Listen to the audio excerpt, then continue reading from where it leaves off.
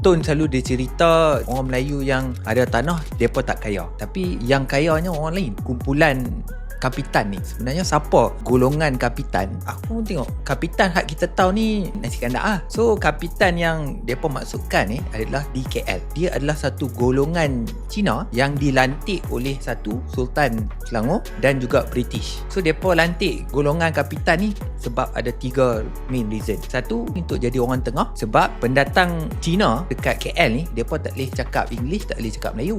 So geng kapitan ni yang jenis yang pandai sikit, boleh cakap English, boleh cakap Melayu, boleh cakap Cina. So dia jadi orang tengah, moderator lah. So dia dah ada satu position dalam masyarakat at that time. So yang kedua, of course lah, bila kawan tu dah boleh jadi orang tengah, mereka juga bagi dia jadi abang long kawasan. So mereka jaga kawasan-kawasan perlombongan timah kan. At that time timah ni orang Cina yang melombong. Yang ketiga, mereka buat apa? Bila dah jadi abang long kawasan, mereka juga pergi kutip hasil timah. Mereka make sure hasil tu sampai ke Sultan-Sultan dan British. Dan memang British dengan Sultan Selangor sayang lah geng kapitan ni. Sebab mereka tolong buat kerja. Punya nak kata Sultan Selangor ni sayang dekat geng-geng kapitan ni, dia nak bagi tanah dengan cara hang pukul gendang, sejauh mana boleh dengar bunyi gendang, hak tu tanah hang.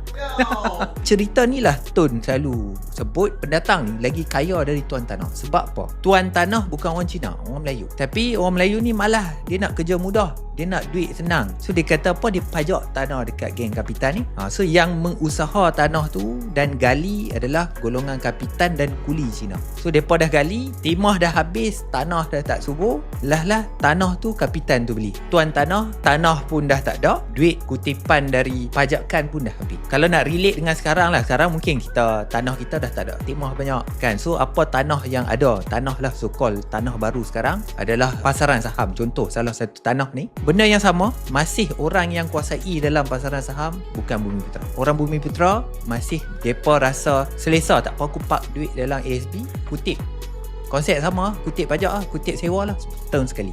So at least kita bijak beranakkan duit dalam tanah moden lah, which is pasaran saham. Satu, kita boleh dapat dividen 4 kali setahun, compared to park dekat ASB dapat sekali setahun. So yang kedua, ni benda ni ramai orang tak tahu lah, hasil keuntungan saham tak dikenakan cukai. So apa yang kita buat, just bayar zakat saja extra. Dan ilmu ni lah kita ajar dalam webinar percuma niaga saham.